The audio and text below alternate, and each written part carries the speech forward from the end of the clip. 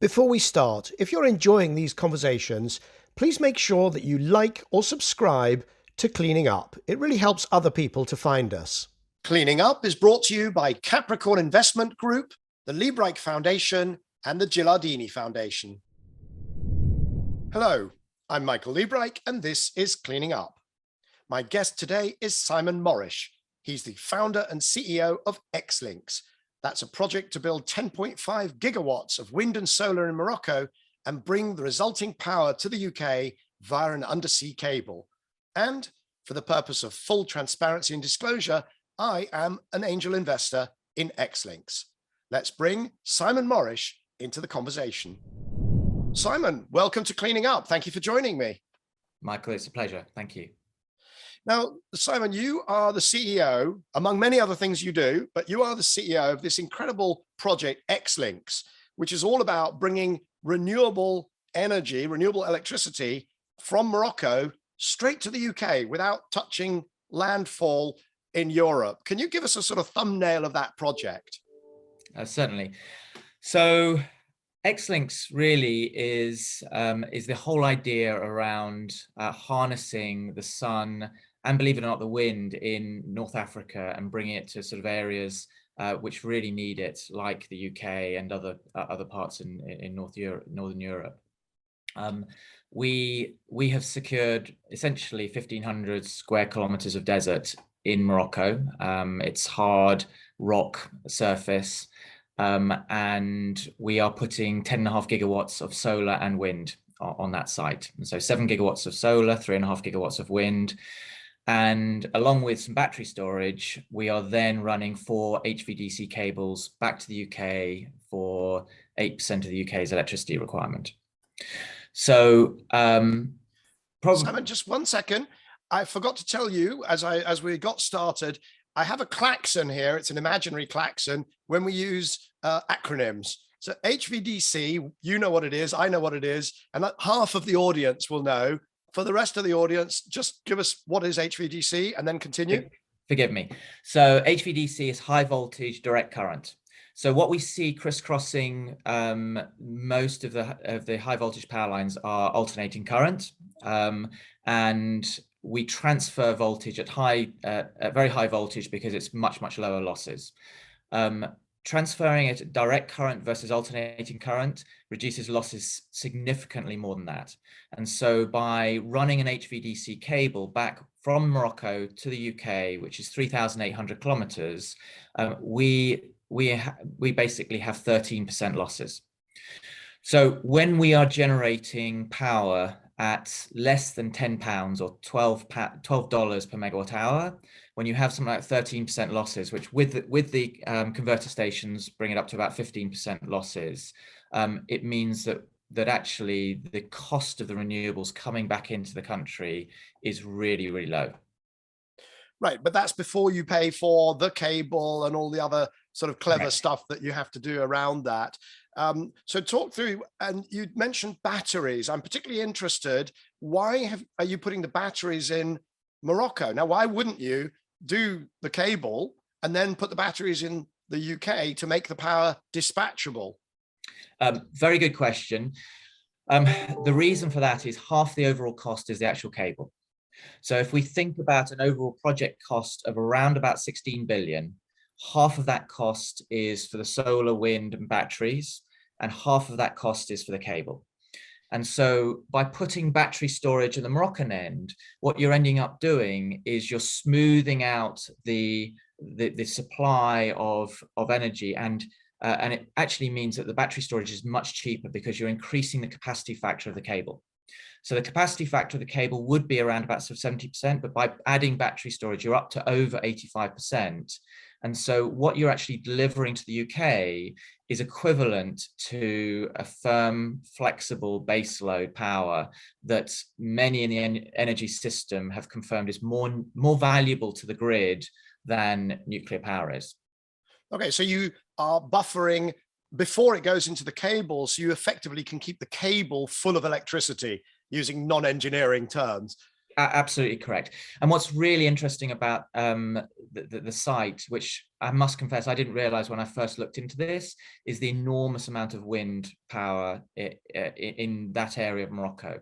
And so whilst we get 360 plus days of really good sunshine a year, what we also get is we get the wind picking up every afternoon, blowing into the evening and night, and dropping off at 7 a.m. in the morning. And so that means it's almost a perfect hedge to the solar. And so actually it allows us to be able to provide that base load. So it's an enormous wind resource. And just to give you some numbers on there, the capacity factor on the wind resource is 54% of our site, which compares to 31% in the UK and matches the very best offshore wind sites around the UK. But unlike those offshore wind sites, which will blow for a week or 2 weeks and then not, and very, very sort of unreliable in that respect, our site blows every single day. And so it's a lot more valuable from an intermittency perspective. That's right. So I was looking at some figures recently for offshore wind capacity factors. There's a lot of people out there that think that they're 25, 30, maybe 40%. The best wind farm offshore that I could find is actually high wind off the west coast of Scotland, 57%. But as you say, that 57% could be a lot of wind and then a few weeks of very low wind, whereas you've got this anti-correlation with the solar power, and that feeds through into not having to have as many batteries as would otherwise be needed. You don't need 2 weeks worth of batteries. You just need a number of hours, right? Absolutely correct. And so, I mean, this really as a solution is highly complementary to offshore wind. So offshore wind in the UK is incredibly valuable. It's absolutely something we should be pushing forward. But this basically buffers and allows and gives us that base load that we desperately need. So I think National Grid said we need something like 35 gigawatts of base load by the end of this decade. And with the majority of nuclear power plants shutting down by then, we're really, really struggling to know where that's going to come from, because offshore wind doesn't provide that. And one of the issues with offshore wind is it's very highly correlated. So if it's not blowing somewhere in the UK, it's often not blowing somewhere else. And also our local interconnectors don't necessarily help, because they also will suffer from the sort of same low wind output on there. So a good example is 3 weeks in April and September last year, capacity factors never went above 20% for the whole of the UK for wind, and we would have provided 150% of all the power of all the wind resource during that time. So it's a very, very valuable buffer and part of the overall energy mix that we're going to be providing.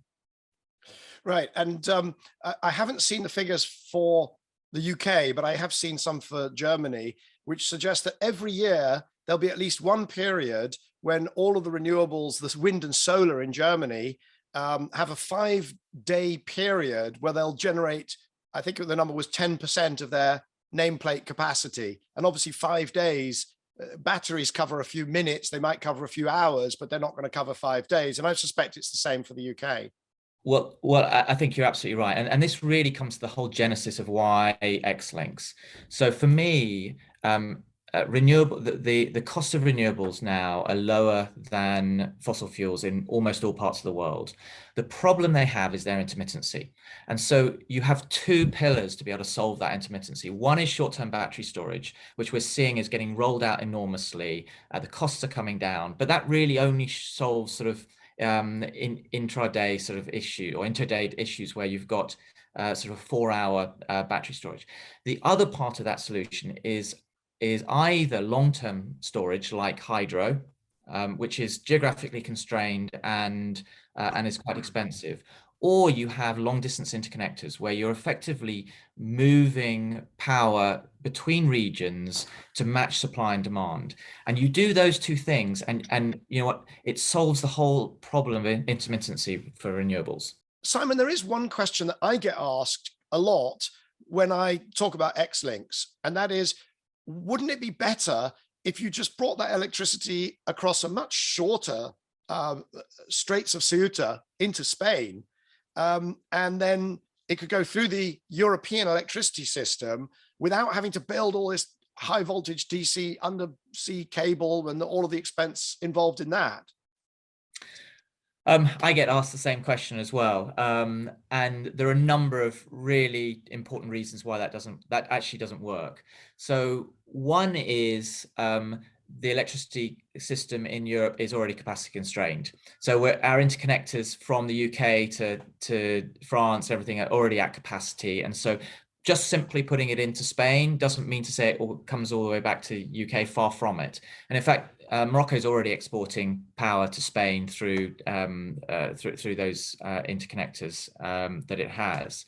The other reason is the UK's requirement for this kind of shape or profile of power is way more than Spain. So Spain already has the ability to produce quite a lot of solar and other renewables that it can do. The ability for us to be able to provide this firm, flexible baseload or whatever you want to call it to the UK is much more valuable, because effectively the UK's got, and I've seen some sort of projections where it wants to have 80% offshore wind and things like that. It needs to have this counterbalance for that. Now, having said that, at some point, if we want to drop in and actually have the interconnector drop into Portugal, Spain, or France on the way, that could be a future project. But you know what, dealing with multiple governments and multiple sort of negotiations, that's just not something that's going to work for us. And it also doesn't work with the CFD mechanism. So the CFD requires it to be exclusive just for the UK and not to be exported anywhere else. Right. That's a great explanation. And I mean, I usually say, well, if you did that, it would stop being dispatchable and it would become variable, and it would become, to a certain extent, at the whim of our European partners, whether it was delivered. And then if somebody comes back at me, then I point out that France threatened to cut off power supply to the Channel Islands as part of a fishing dispute. And of course, you know, having a cable that goes around the outside avoids some of that sort of getting dragged into all sorts of other issues. And one of the things we haven't really spoken about is security, because that's the other question I get asked is about security. And I say, well, any time that you diversify your where you're getting your power from, that only increases your security. The other thing is Morocco is way more secure than Russian gas. And whilst the UK only gets 3% or did get 3% of its power from Russian gas, indirectly it gets a lot more because it's linked into the European energy grid, where I think Germany gets 40 or 50% from Russia. It also, I mean, again, and you talk about sort of France, it's a completely independent place, which is very stable and has real ambitions to be able to be this exporting powerhouse. And so actually Morocco is going to do everything in its power to make sure that it is a really good partner to the UK and the trading relationship. I think actually we've got the longest trading relationship or trade agreement with any country. It's something like 800 years or something like that with Morocco. So there's some deep history with Morocco in that respect. Good Lord, that's even older than the Board of Trade on which I sit, which I think was founded in the 17th century. And of course, the cables themselves, those are, we do undersea telecoms cables all the time without asking ourselves, you know, about specific questions about the security of any one of those. Okay, now there are some other technologies that you'll be competing with to fulfill that role. And I'm thinking of nuclear, and I'm thinking of geothermal, and also large-scale industrial shutdowns, maybe even overcapacity.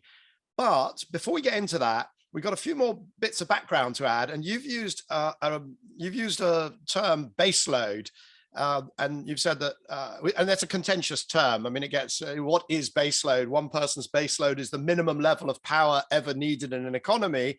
And I think you're using it in the sense of we have to be able to switch 35 gigawatts on demand. So it's really about dispatchability. It's not some mythical line across. Very often that will be met by intermittent wind and solar and so on. But you're really talking about 35 gigawatts of electricity that we can turn on when we need it, not when the sun or the wind wants to produce it. Is that correct? You're absolutely right, and I do misuse the term baseload very slightly, because I try and help people understand. Actually, it's dispatchable. So baseload is something like either nuclear or a gas-fired power plant, which again is there whenever you need it to, rather than being intermittent. And right. so. And Jesse Jenkins, one of the great energy systems modelers that I know well, he calls it firm flexible, and I call it dispatchable, but it's the same thing. It's stuff that you can control. Now, absolutely. What level of dispatchability or what capacity factor will you reach? Because of course, you've got your solar every day, you've got your wind every afternoon and evening, and you've got your batteries, but that won't get you to 100%, will it? No, so what we've done is we've modeled this, and effectively 97% of days we will be able to provide a full 3.6 gigawatts for 8 hours during the 8-hour peak provision in the UK. And for 99% of days, we will be able to provide 4 hours.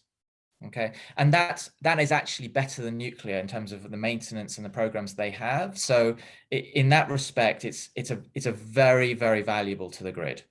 And how much warning will you have when you can't do that? Because that's also a key design parameter.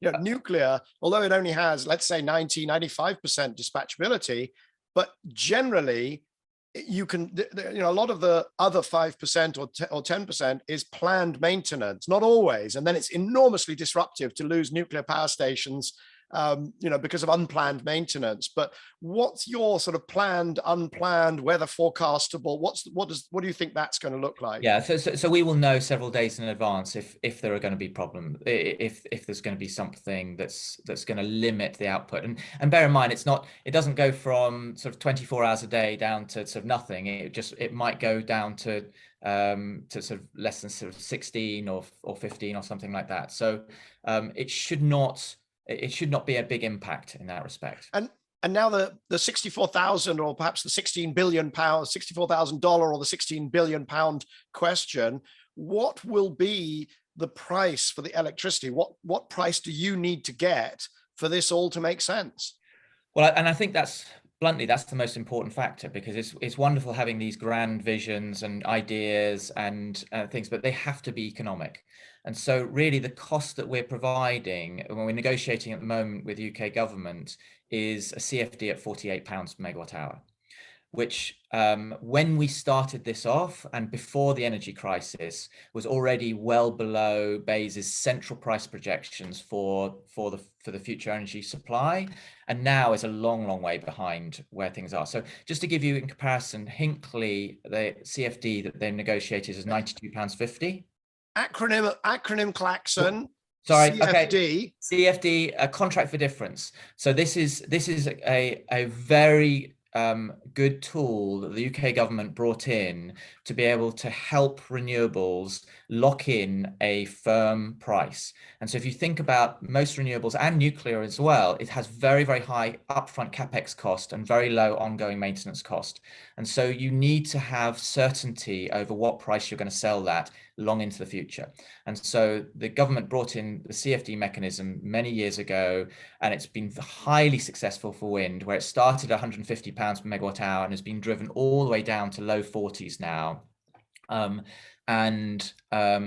So that's what we require. We require a CFD at £48, and it's effectively, we're providing it to the UK consumer at half the price of nuclear with something as valuable and more valuable. Okay, now in a couple of weeks after this episode goes out, I'm going to be talking to Julia Pike, who has been pushing forwards the EDF's plans for Sizewell C. And so I'm going to kind of ask her whether she can match that with the later plants, because obviously Hinkley was the first for many decades to be built, and perhaps not financed in a smart way at all. But you're saying £48. I just want to say a couple of words about CFDs, because it's such an interesting instrument and it's now being used around the world. And in fact, Patrick Reichen talked about it, and Germany has moved to CFDs from its feed-in tariff system. So the contract for difference, the way it works is that a renewable energy project sells its power into the wholesale markets or whatever. And then if they get less than the contract for difference, the government tops it up. And if they get more, they pay back to the government. So in fact, it's what we would call in finance a swap contract. All you're doing is swapping the spot market fluctuations into a long-term price. And actually, it is now in the money. It was expected that it would always be out of the money, that the government would always be topping up the difference between renewable energy cost and or between the market and the costs of renewable energy. But actually, at the moment, and for the last for as long as gas prices stay where they look like being for a while, the government is raking in very large amounts of money from these contracts for difference. They're making money in that swap market, aren't they?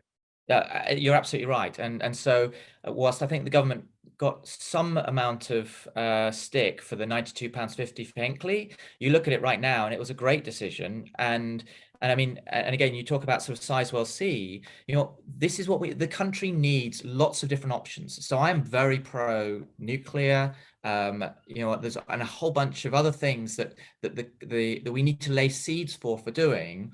And Xlinks is one of those. It certainly looks to me like the most compelling, but it is one of many options. And so actually, just like I think the government did a really good job in terms of the COVID vaccines and placing sort of several different bets in that respect. And we were able to sort of come out of the gate very fast. We should be doing exactly the same thing with our net zero ambitions and effectively placing lots of seeds to be able to do that. Yes, I would agree with you. I do agree with you. When it comes to Hinkley C, the £92.50, of course, was 2012 money. It's already £115, and because of it's adjusted for inflation, yep. And it's 35 years, and it was accompanied by debt guarantee. I mean, I have no doubt if you were offered that deal today, you would take it all day long, but it's costing the country still. It is a very, very substantial multi-tens of billions of pounds subsidy, despite the fact that for a few years the energy prices will be high. So I won't concede on Hinkley C on Hinkley. Okay. I will give you that one. And again, but it's what you said about a swap contract. It all depends on what the future market price is. And so, we're having conversations with the government because at £48, our argument is this is not a subsidy. Okay, this is so far below what is the expected market price for the next 25 years, which is what we're asking for, that effectively we are paying into the government. And just to give you an example, if we had been live for the last 6 months, we would have paid into the government £1.5 billion. So that's the kind of, and by the way, the Treasury and Number 10 are really excited about this. And so, they're moving that forward. Right. And so what you're doing is trading off the certainty of revenues against the upside in order to be able to bring in the finance, to get 16 billion of finance. And those investors, particularly the debt providers, they don't want to see a revenue line that bounces around with the Ukraine war, and then there's a recession, and then there's something else, and so on. So they need to have certainty. So to achieve that, you're trading off some possibly quite a bit of upside. Completely. And you know what? And our cost of debt is much lower based on that surety. So it effectively means by the government doing this, it means that we're able to provide much lower prices to consumers. Okay, and you are at £48 you're looking for, and you've said that I think was it onshore wind, or was it solar, or was it offshore wind that can do £40, but of course it doesn't fulfill the same ecological niche in the market, in the power markets, in meeting demand. Yeah, you're right. So low 40s is where offshore wind has been for some of the recent auctions, but it is very different. So again, each new megawatt of offshore wind cannibalizes existing offshore wind, because it's generally what happens in terms of that CFD mechanism is when it is windy, then actual spot power prices are quite low. And so that's when they're receiving money on the CFD sort of contract for difference. And when it's not windy at all, that's when power prices are very, very high, and they have to pay into the CFD, but they're not producing electricity. So actually, even at a low 40s, often that's still a subsidy because of how that CFD mechanism works. Whilst we're slightly higher at £48, we are a huge net contributor to the LCCC. sorry, I shouldn't say. That's another acronym. It's effectively the government's body for administering the CFD mechanism, and so yeah, we are a huge contributor for that. Right. And in fact, you said something about the offshore wind because it correlates, and then the incremental offshore plant might not, it might be cannibalizing. Of course, I do have a second klaxon, which is my hydrogen klaxon. And I'm going to invoke it because it's for the first person who uses the word hydrogen. But of course, if we do use offshore wind to make green hydrogen, then you could keep doing that potentially, depending on the engineering, right the way through very windy periods when there's much more wind than there is demand. You can, and obviously hydrogen is one of the alternatives. But if you actually have a look at hydrogen, and you know what, and I don't want me to do a plug for you, but I mean your hydrogen ladder is very, I think, informative on there. But right near the bottom of that is using hydrogen for electricity generation. So hydrogen has much better uses in there. And if you actually just think about the round trip efficiency for hydrogen, you know what, you've got the electrolysis, you've got the storage, you've got the transport, you've then got the fuel cell back into power. You will never get anywhere near a price of £48 megawatt hour for something that Xlinks is able to do. Just in terms of, I think a round trip efficiency is around about between 30 and 40% on that, whereas we're at 85%. And so it will never be able to compare to our project in terms of providing that baseload or dispatchable electricity that the country needs. Yes, and when I went through the competing technologies just earlier in our chat, I didn't mention hydrogen, but we've now brought it in. That was an omission. In fact, on the ladder, long duration storage is actually fairly high up. Just using hydrogen to generate power, just to shift it for a few hours, you're absolutely right. It's right down the bottom. It's one of the stupidest things you could do with hydrogen. What I've got, those long duration storage, is actually at the level of, I think it's B, in other words, reasonably likely. But by that, I mean more than 48 hours. I mean, what do you do if an interconnector goes down? What do you do if there's a conflict? What do you do if there's a really bad wind year?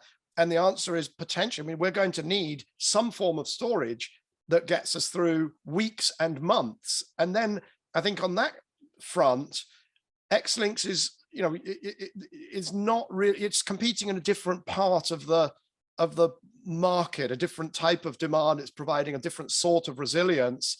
And maybe it'll cost us a lot more than £48 per megawatt hour. Yeah. If we meet that, if we pay for that by megawatt rather than by telling people to have this much reserve and just sit there and sit on it and wait just in case we need it. But if we pay by megawatt hour, it's going to be much more than £48. It could even be triple or quadruple that. Correct. And effectively, without solutions like Xlinks, it means you will need a much more hydrogen long-term storage to make the whole electricity grid work. So effectively, the Xlinks part of that energy mix reduces. I mean, and we had a study done by Imperial College which showed that we will be saving the UK consumer around about 300 million a year by this project. On almost all scenarios that they've had a look at. So again, I mean, and that's thinking about hydrogen. It's thinking about all the different technologies on that respect. And just for completeness, in my introduction, I explained that I am an investor in Xlinks, and we're going to get on to talk about XLCC, the cable company piece. But we also have we have a couple of mutual investments, one in charging. Is different. In fact, we had Pasquale Romano, the CEO of ChargePoint, on this show. But there is another one, which is geothermal. And I believe you're a small angel, you're an angel investor, and I'm chair of the advisory board. Geothermal competes, or Ever's technology would compete with Xlinks because it can produce this firm, flexible, or dispatchable baseload, whatever you want to call it, power. Are you worried about two of your, the business you run and the one you've invested in competing with each other?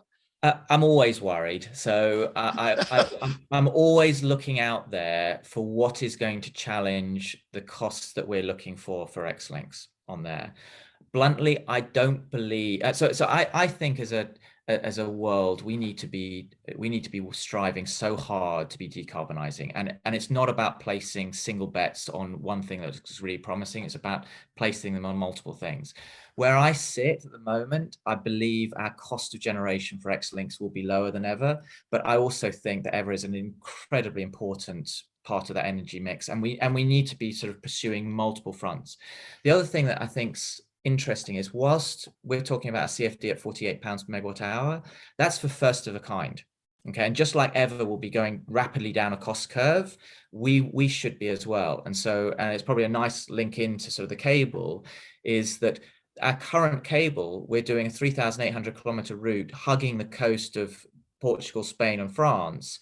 For future projects, we could go a much more direct route, cutting out a third of the cable, or about 25 to 30% of the cable route, and at higher voltages. And so we believe that future projects could get down as low as 30 to 35 pounds per megawatt hour, CFD equivalent, which really is quite, I mean, groundbreaking in terms of the overall energy mix. And I don't see anything out there that comes close to be able to doing something like that. So this is, I think it's not just how important Xlinks is, it's actually how important it is for the future, because I see a world where, a little bit like telecommunications cables crisscross the oceans now, we actually have oceans being covered by these power cables, which move power from areas of demand to supply, and interconnectors. So I know we've talked previously about interconnectors between the UK and the US. You know what, and that truly is an interconnector, sort of matching supply and demand. When one country's sleeping, the other country is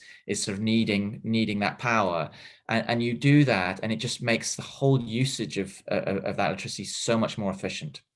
So the funny thing is, that is an idea that was first proposed by Buckminster Fuller, the famous inventor who invented the Bucky ball and the I don't know, it's the Fuller dome and so on, and of course was widely regarded as potty, and that brings, which is an English word for bonkers for those who are listening around the world. But that brings me on, I think, let's get back to the cable and how you're structuring the project and what it involves in terms of factories and cable laying vessels and so on. But that's a good time to talk about the genesis of the project, because you sort of hinted at that you know, we need to be placing multiple bets. You've hinted at the importance, you've said that for the government, but you've also said it for that you yourself are looking to place those multiple bets. Why is this important to you? What, I mean, talk about your I don't know if it's your main business, but I believe it's your main business, which is nothing to do with the energy sector, at least if I've understood it right. Yeah, that's correct. It wasn't originally. No, so I bought a company called Ground Control in 2004, which is a landscaping business, and ran that for a number of years, and still CEO there. And we have built that up to, I mean, we should be around about 200 million this year, and the really preeminent landscaping and winter gritting company in the UK. But as part of that, I have always been incredibly passionate about the environment. So we are, in terms of that business, we are leading the charge in terms of our industry. We're carbon neutral 2.5 years ago. We'll be net zero by 2025. We have all our managers in EVs.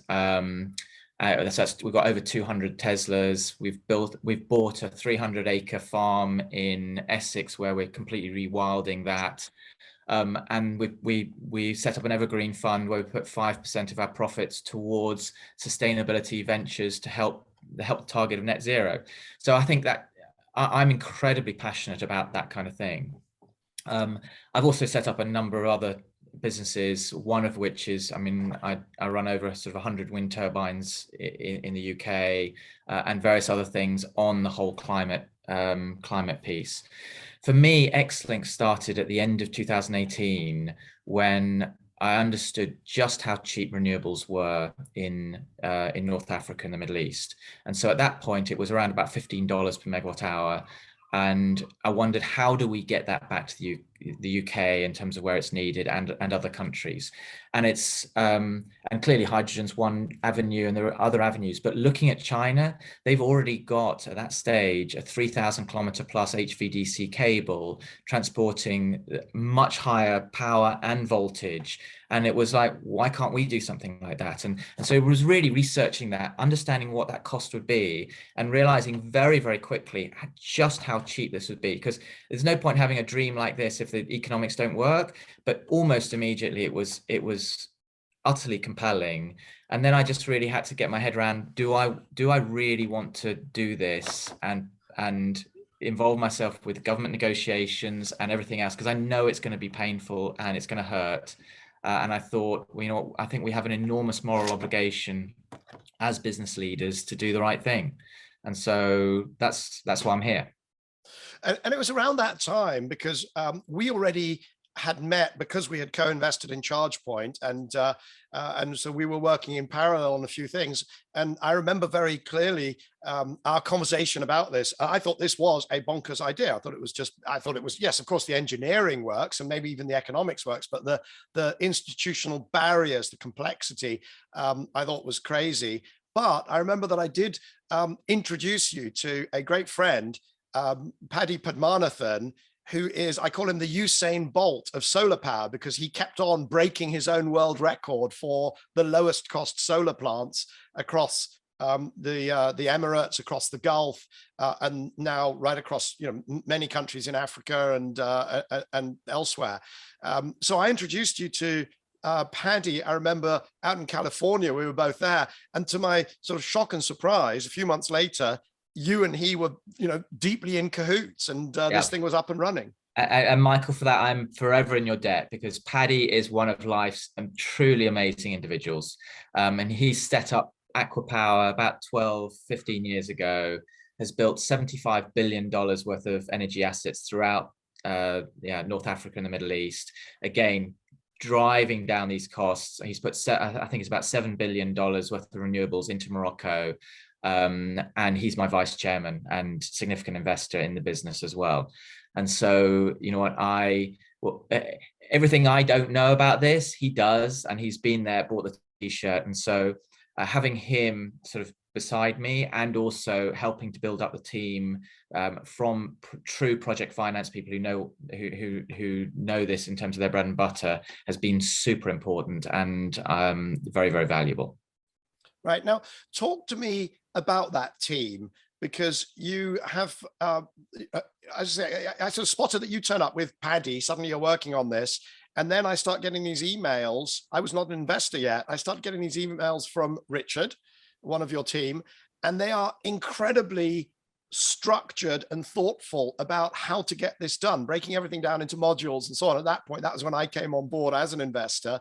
But you've had another major hire, which you probably want to talk about.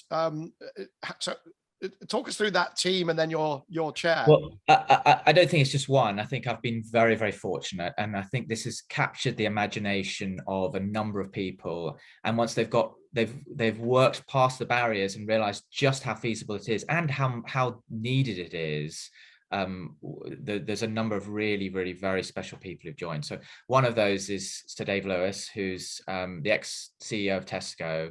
And again, he's joined as my executive chairman. I'm very, very privileged to have him. He is just one of these incredibly smart, humble, ethical individuals, and really helps guide me and the team on this journey.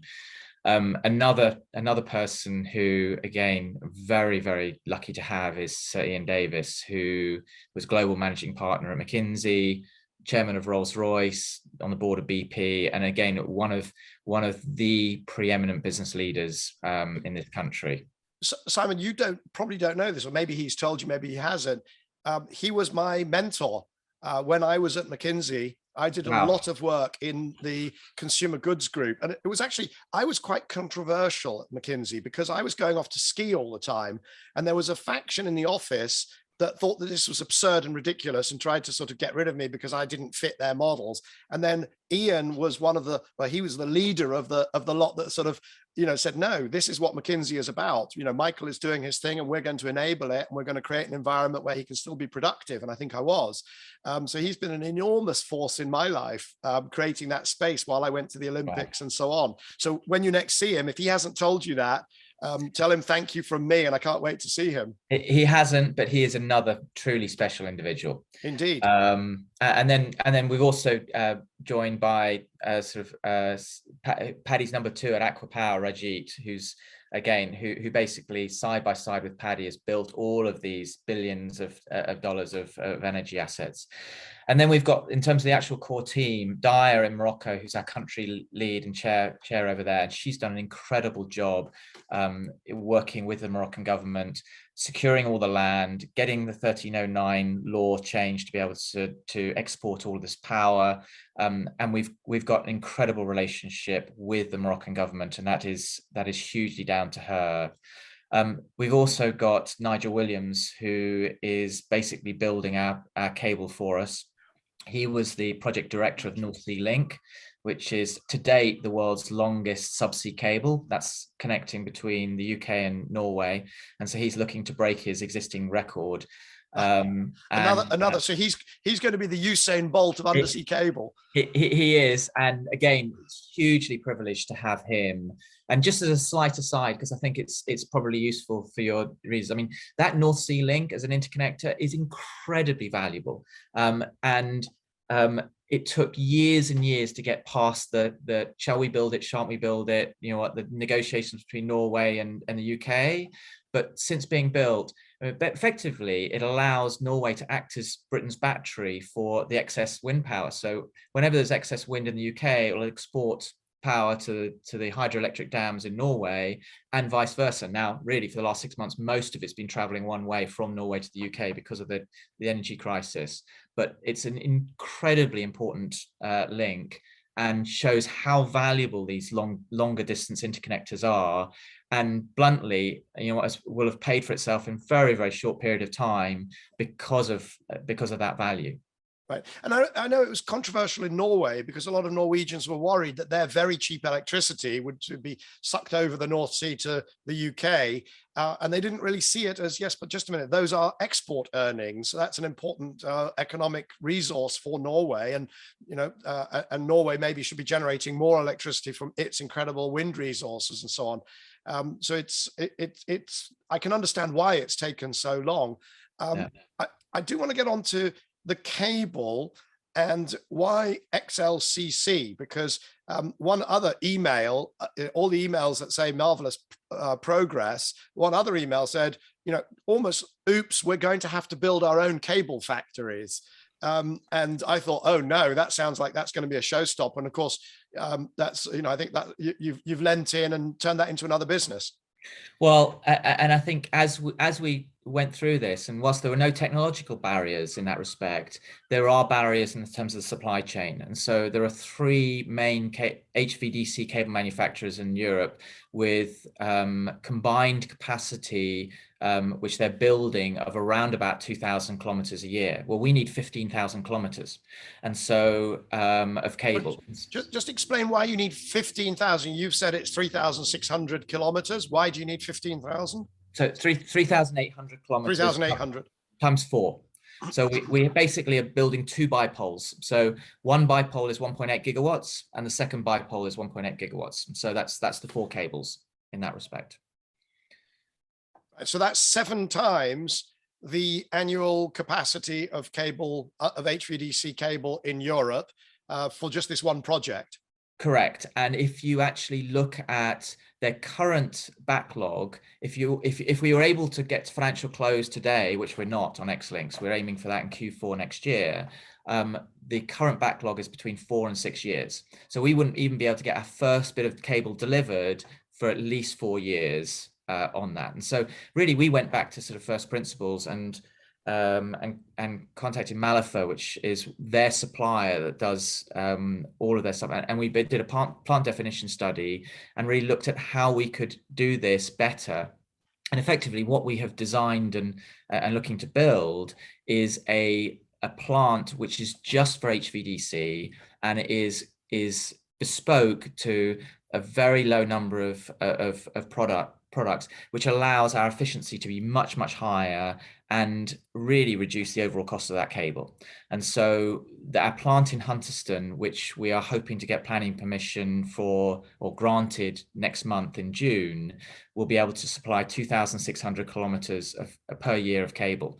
So that's already more than the entire European capacity of multiple factories combined, and it will be state-of-the-art factory, high tech. And the lovely thing about that is we're building it right next to a Hunterston nuclear power plant, which is shutting down at the moment with a loss of 700 jobs, and we'll be creating 900.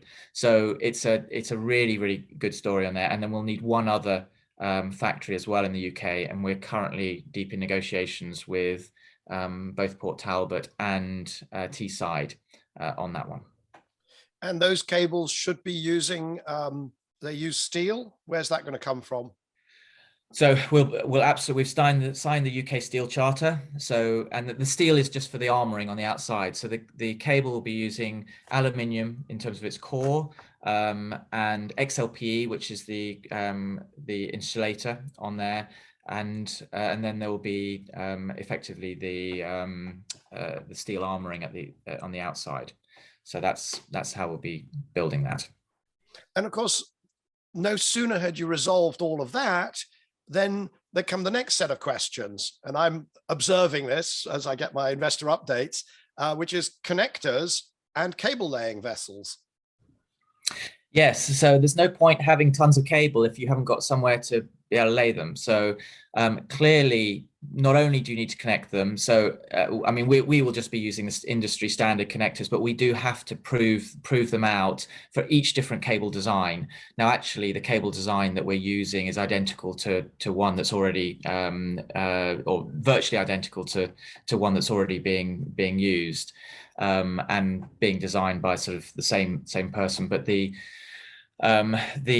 connectors, we need to prove that these work, and so our cable lengths will be around about 160 kilometers each. And so after each 160 kilometer, we have to be able to pick the cable up from the seabed, connect it to the next 160 kilometers, lay it, and then drop it down again.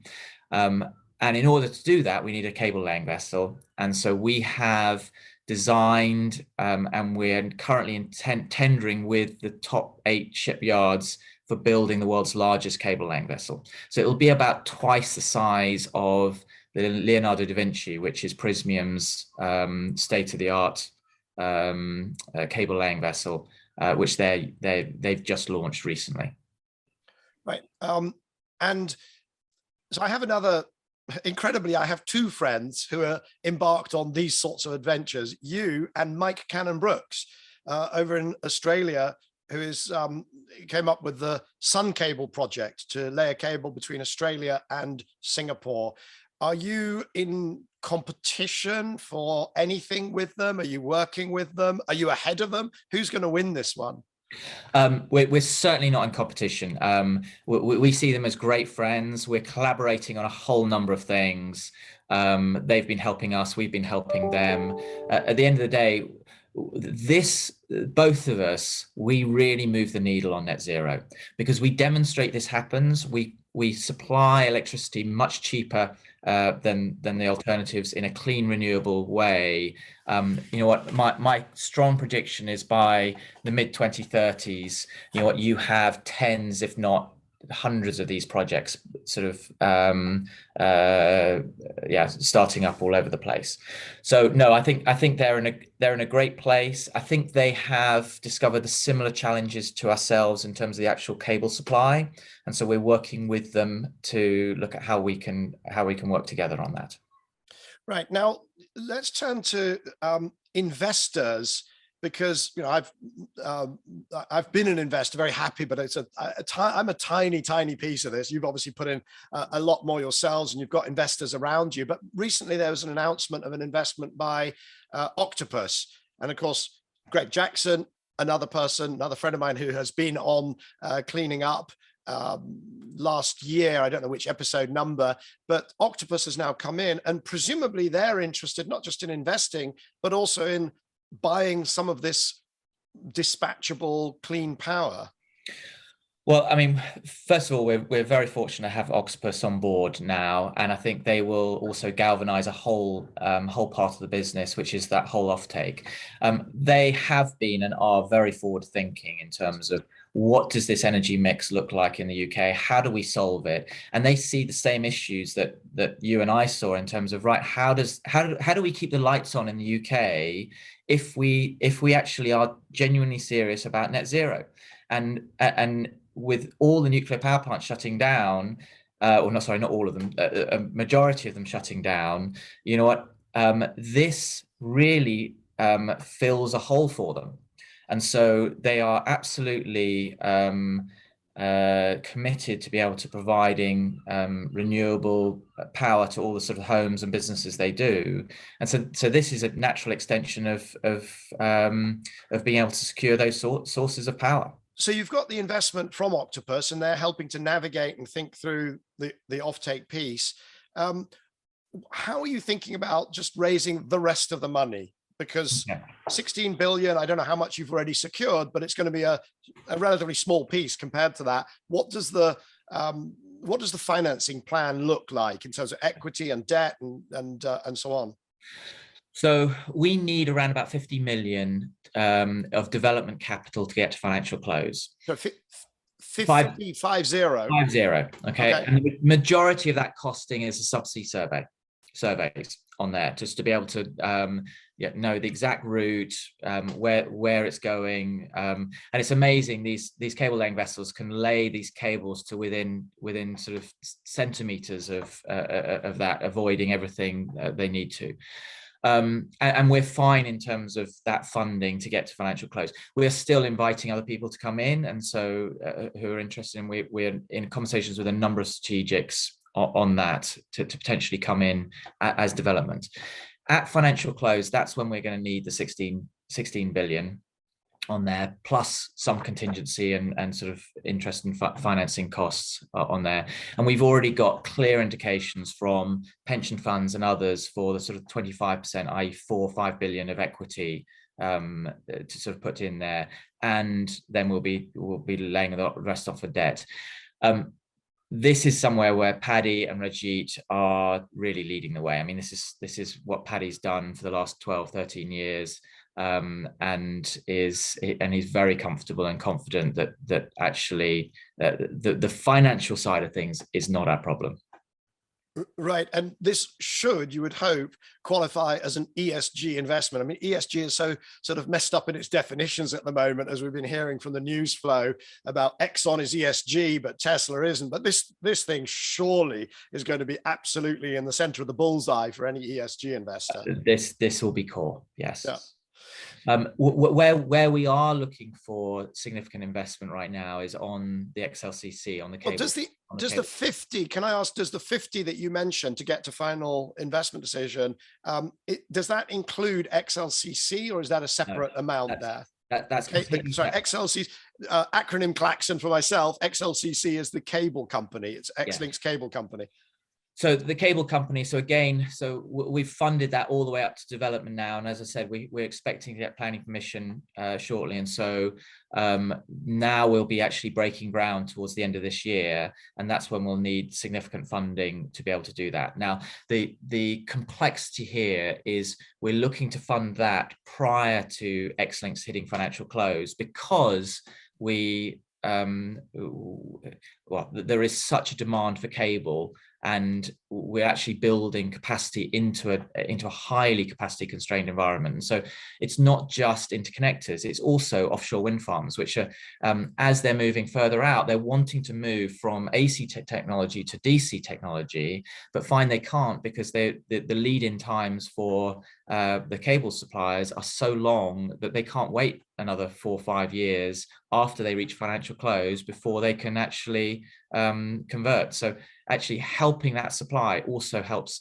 And we've been contacted by a bunch of wind farms and large energy generators saying we're desperately in need of more capacity in the marketplace. So thank you. Right. Now, financial regulations doesn't let you say, so come and talk to us if you want to, if you're looking at this sector, but it does sound pretty attractive. I want to finish with one topic, which is this interface between entrepreneurship and government, because the role of government has come up a number of times. There's the law that you had to change in Morocco. There was your initial concerns about whether this could be done or whether you'd spend the next decade negotiating with governments. Who leads on a project like this? Is this fundamentally a sort of government project and you're now just the vessel that has been chosen? Or is this your project and governments, and you're sort of, in a sense, telling governments what they need to do to get it to happen? I think in all of these things, it's a symbiosis of a number of things. So, you know what, entrepreneurs, businesses, they can't exist without proper laws and frameworks and government assistance to a certain extent. And it's also not government's job to actually be doing this. It's government's job to be able to give the incentives and the frameworks to allow these things to happen. So I don't think it's necessarily my project in that respect. I think it's something that I need government support on, and we've had some really productive conversations to date. I wish it was moving a little bit faster, but I think there's lots of competing priorities that they're working on, but it's something that everybody needs to work together to be able to solve these things. What I have been impressed with is just how fast Morocco's moved. They have real intention to be a sort of a global exporter of renewable energy, and they have been, quite frankly, really on the ball, active and on the front foot in terms of being able to deliver everything that we've needed to be able to get to this place. How do you make sure, by the way, that Morocco benefits appropriately? Because there was a project called Desert Tech a few years back, and I was very critical of it because it seemed like a sort of almost like a colonial construct. This was, you know, Germany wanted to address its footprint, and it was going to go over, build renewable plants in the desert, bring the electricity into Germany, and nobody ever talked about, well, what about the electricity needs of North Africa, and indeed social protection for the people, or environmental protection, or how do you make sure it's not corrupt, and all those sorts of good things. That was never discussed. It was all about Germany. And so I was very critical of that. Why is the same criticism? Why can't that criticism be leveled at Xlinks? No, and I think it is a very different picture today, and for a whole number of reasons. I mean, Morocco is a very forward thinking country. It's already leading the way in terms of renewables, and has got plans in place for itself to be over 50% renewable by in the next few years. So we actually don't need to help Morocco in that respect, because it's actually already doing an enormous amount itself to be able to get its own renewable power. Where we are helping Morocco is the whole industrialization strategy. So of the 8 billion that we'll be spending in Morocco, and we've been working very closely with the government there, we're ensuring that at least 40% is going to be procured and built in Morocco. Okay, and so directly we'll be employing 10,000 people. Indirectly, at least that number again through all the sort of different countries. And so and there's also tax revenue that they'll be generating from this, tax revenue from all the employment. So and I was with the Wali, which is the regional president in that area, and he's really excited about what this is going to do for that region, and the skills and the jobs and everything else this is going to bring. And then we've got a whole separate piece, which is our corporate social responsibility, where we're going to be providing desalination and water supplies for the local community, additional schooling, and a whole bunch of other things that we really want to be good citizens in terms of what we do. Now, that's tremendous. And, you know, you've illustrated that symbiosis, but I think you've been too modest. I mean, I think that this is clearly a project that has come out of your sense of obligation, your creativity. It's a slight trick question, because we had on this show Mariana Mazzucato, episode 67, and she would say, well, high voltage DC technology was first researched by the CEGB Labs, Central Electricity Generating Board, back in the 1970s. They're the ones that took all the risk, and you're just exploiting that technology, and the government should now own a big chunk of what you do at Xlinks. So it is a trick question, because clearly I disagree with that. Well, isn't all innovation standing on the shoulders of giants and everything? Everything we do as a society is we build on what other people do. So, I mean, you brought up desert tech before. I mean, the Xlinks is not a new idea. Okay, the difference now is the timing. Okay, so the reason desert tech didn't work is because at the time to produce the core power in the desert was requiring CSP at 150 pounds per megawatt hour. When Klaxon CSP. Concentrated solar power. So this Right. is anyway. Sorry, thermal solar, not photovoltaic. Thermal solar. So we're now at less than £10. Right. So it's a fact. It's an over a 90% reduction in cost, and so that allows us to be able to do this economically. Right. Very good, Simon. We are out of time. It has been absolutely fantastic getting this shareholder update, you could call it, live as part of cleaning up, because I have been an investor, but I'm a huge supporter of what you do, and a supporter of lots of other similarly visionary projects around the world. But it's really been a privilege spending a bit of time with you, and I believe that our audience will be fascinated to listen to the story. And good luck. Well, Michael, I certainly continue to appreciate all your support and the guidance that you've given me over the years. So thank you very much. Well, you're very kind. You have a good day. Thank you. So that was Simon Morrish, founder and CEO of Xlinks. My guest next week is Roger Pielke Jr. He's a professor of environmental studies and political science at the University of Boulder, Colorado. Please join me this time next week for a conversation with Roger Pielke Jr. Cleaning Up is brought to you by Capricorn Investment Group, the Liebreich Foundation, and the Gilardini Foundation.